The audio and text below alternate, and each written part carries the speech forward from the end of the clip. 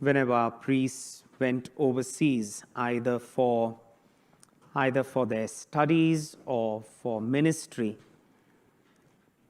Some of them would stay for maybe 10 years, some of them been 15, 20 years overseas. And then they come back to India. And we used to find it very amusing, especially when we were in the seminary. We used to find it very amusing when they used to come back with an accent.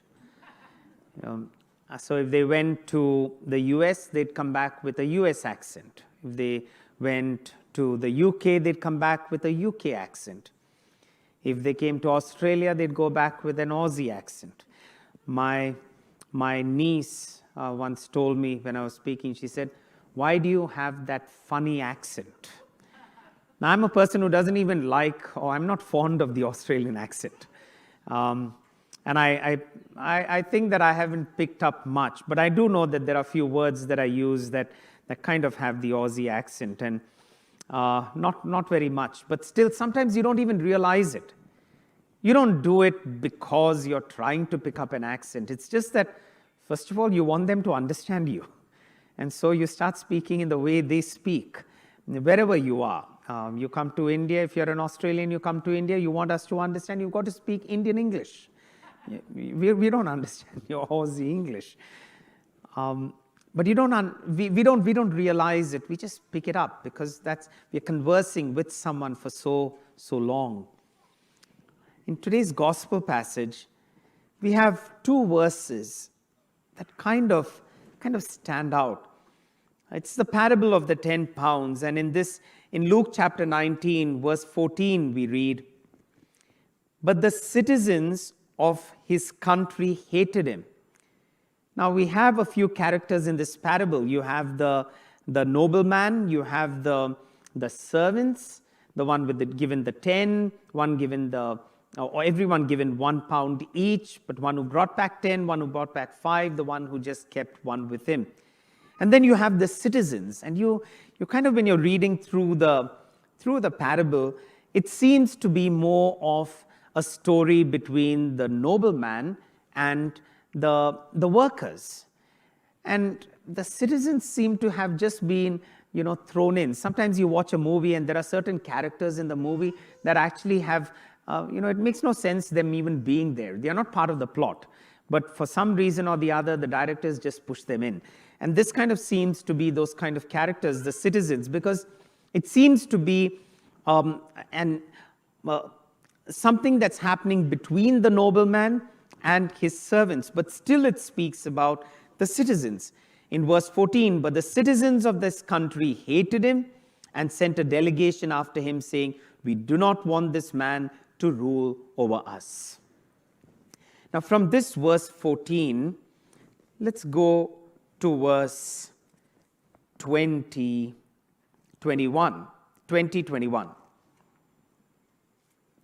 "Then the other came, saying, 'Lord, here is your pound.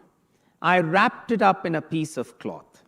For I was afraid of you, because you are a harsh man.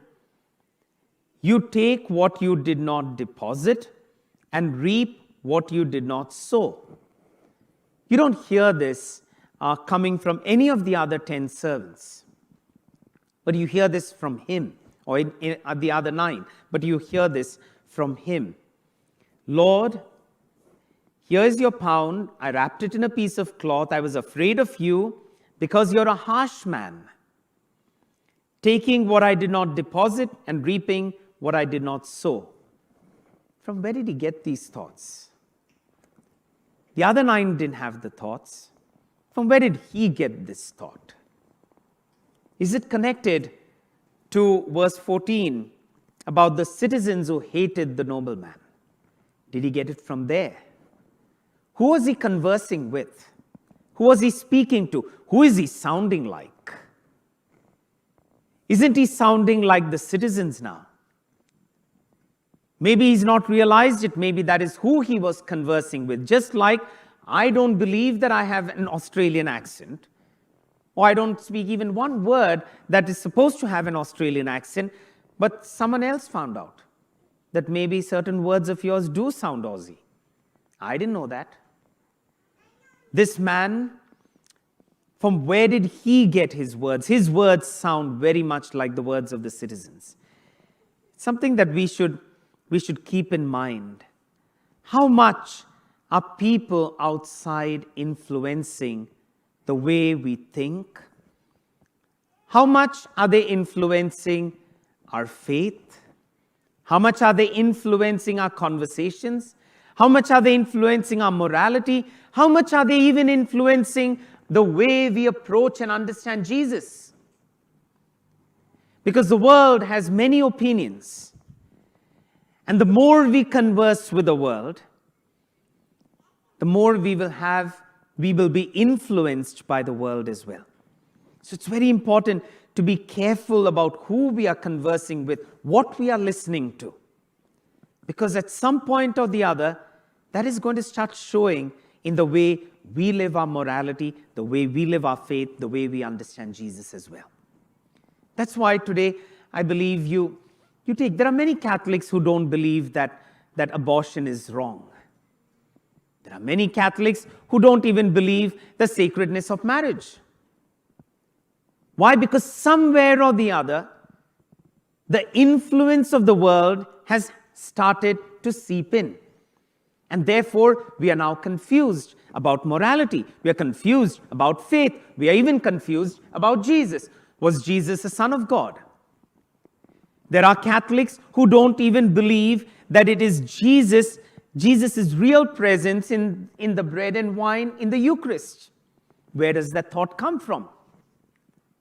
It's good to ask ourselves, where do these distorted, disturbed thoughts come from? Is it coming from outside? Is it coming from the citizens of the world?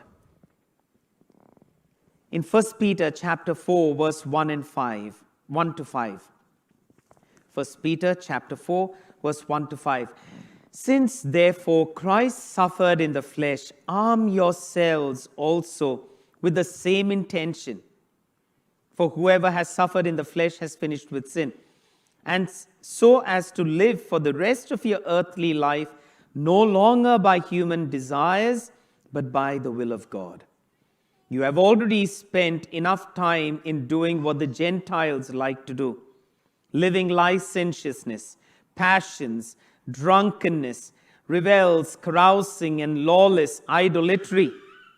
For a long time you spent doing that. They are surprised that you no longer join them in the same excesses of dissipation, and so they blaspheme. For a long time we've done that. Now be careful.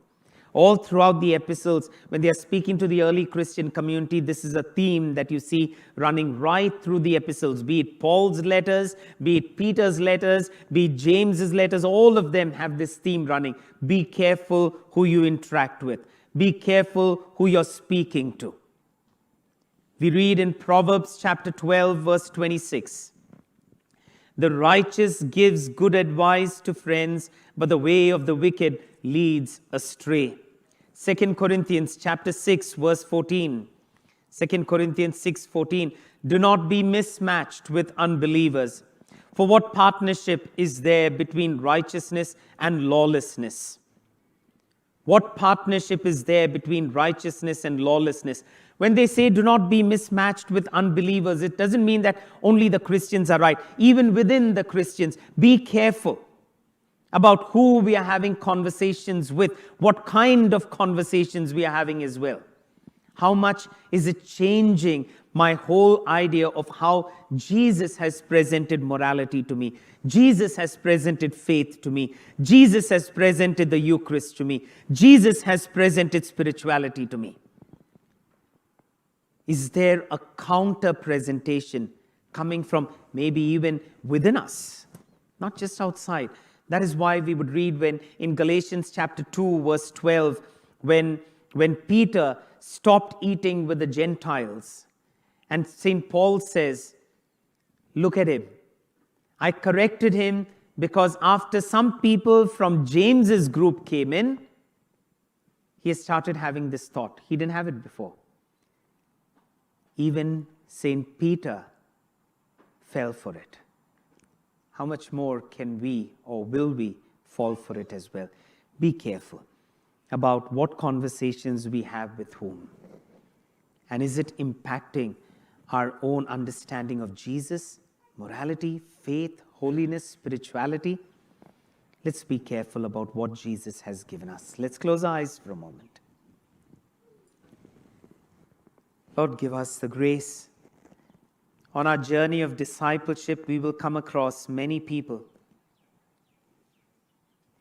Through the media, through the television, in our workspaces, we will come across many people. Give us the grace to be wise enough to discern. What is it that I want to know? Or else, like that servant with that 1 pound, I will question the master one day. I will blame him, disrespect him. Lord, let me never reach that stage where I look at you and speak the voice of the world in condemning you, questioning you, rejecting you. Help me be like the other servants, taking the pound that was yours and using it for your glory. Amen.